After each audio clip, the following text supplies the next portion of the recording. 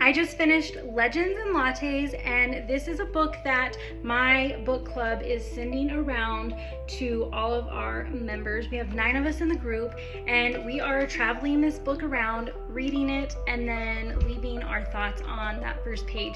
So this is a book that I would not normally get. It is 100% not a genre that I typically gravitate towards. I am not really a fantasy reader, and I feel like this is like a fantasy, it's like a story about a coffee shop mostly. So Viv, which is this character here, I forget what these characters are called. I think they're orgs, if I remember right.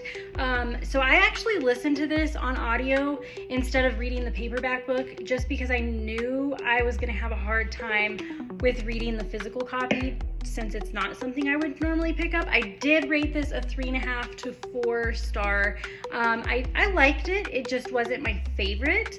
I think that it was mostly about, like, she decides to leave her normal life of like fighting and being like a warrior, and she wants to open up a coffee shop, or as one of the characters constantly says, a bean water shop, which I thought was kind of funny.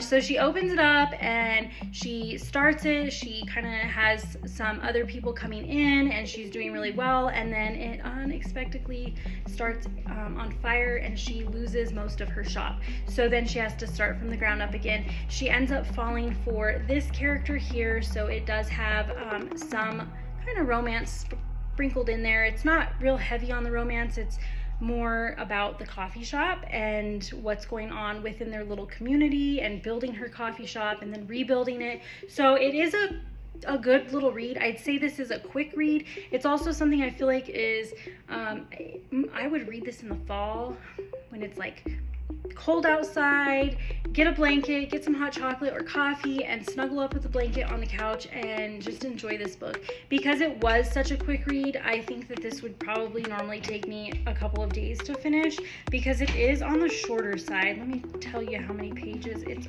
almost 300. It's like 294 pages.